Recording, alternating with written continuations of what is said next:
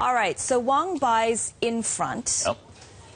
Has he now backed the wrong horse? Well, I think the main horse is out of the race. Yeah. Well, I mean, the nephew is still there, and clearly is the company itself is still very, very plugged in with FIFA, whether Sepp Blatter is there or not.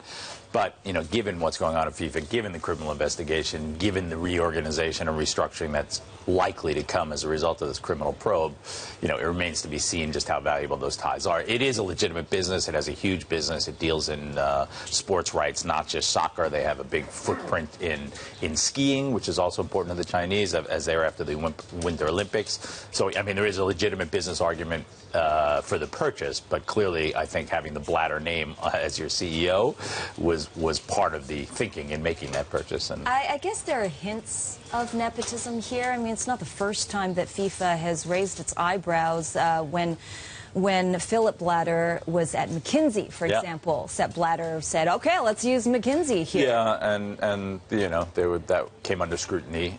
He stayed with McKinsey for another 5 years after they signed that contract in 2000, and clearly there was at least the appearance of a conflict of interest. It was a very lucrative contract that McKinsey got. So, yeah, it's not the first time, but this is FIFA. It is. China definitely wants to make inroads. This is almost at the highest level an intent to get China into the world stage. Is Wang the right person here? He's a very good person. I mean, he's China's richest man, one of Asia's richest men.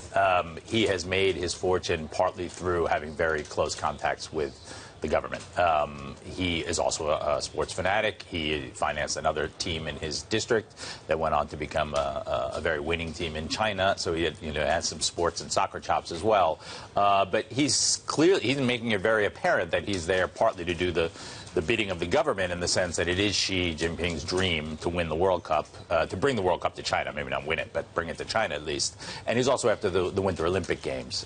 So the relations between Wang and the government are very good.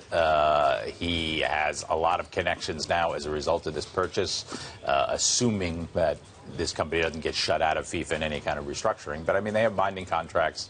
And, it's not like China is going to get the World Cup tomorrow. The next two are already chosen. Yeah. So they're looking maybe at 2030. But they're also, again, after the Winter Olympic Games, which would be a big coup for China as well. Do you think Sepp Blatter's fall is going to hurt China's chances for the World Cup? Yeah, I think that remains to be seen, because clearly we don't know what's going to happen with FIFA. It's just too early, and we don't know what other revelations are going to come out of this criminal investigation. If this company gets dragged in somehow, and so far there's no evidence that they're targeted by this criminal probe, that could change the dynamics quite a bit. But it's the very early stages.